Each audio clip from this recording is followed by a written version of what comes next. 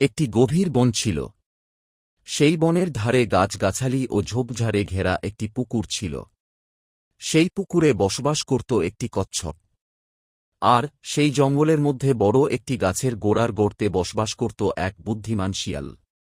দুজন একই জঙ্গলে বসবাস করার ফলে দুজনের মধ্যে গভীর বন্ধুত্ব গড়ে উঠেছিল। শিয়াল এবং কচ্ছপ তারা দুই বন্ধু আপন মনে সুখ দুঃখের গল্প করছিল। কোনো দিকে ভ্রুক্ষেপ ছিল না।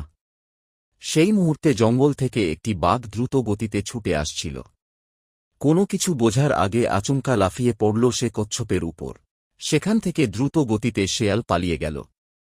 কিন্তু কচ্ছপ পুকুরের দিকে যেতেই বাঘ তার পা দিয়ে তাকে চেপে ধরে ঘাড় মটকাতে গিয়ে দেখে ভারী বজ্জাত আর কৌশলী তার শিকার। ঘাড় নেই, গলা আছে, তবে শুরুত করে তাকে শরীরের ভেতর লুকিয়ে ফেলে।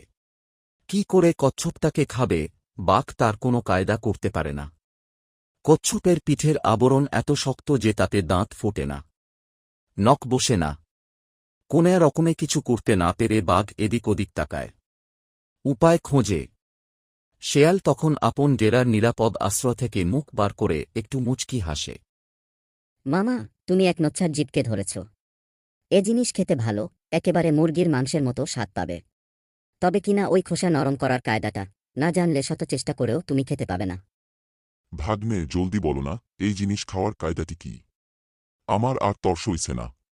ওই জিনিসের খোসা নরম করার একটাই উপায় মামা, ওকে অনেকক্ষণ জলে ফেলে রাখতে হবে।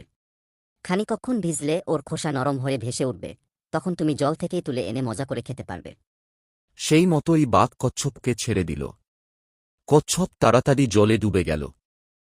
মামা, বসে বসে অপেক্ষা করো, তোমার খাবার তৈরি হয়ে ভেসে উঠবে। এই বলে শেয়াল সেখান থেকে পালিয়ে গিয়ে নিজের বাসায় ঢুকে পড়ল। শেয়াল বন্ধুকে বাঁচাতে পেরে খুব খুশি হল। গল্পটি যদি ভালো লেগে থাকে, বন্ধুরা অবশ্যই লাইক এবং সাবস্ক্রাইব করুন আরও নতুন গল্প পেতে।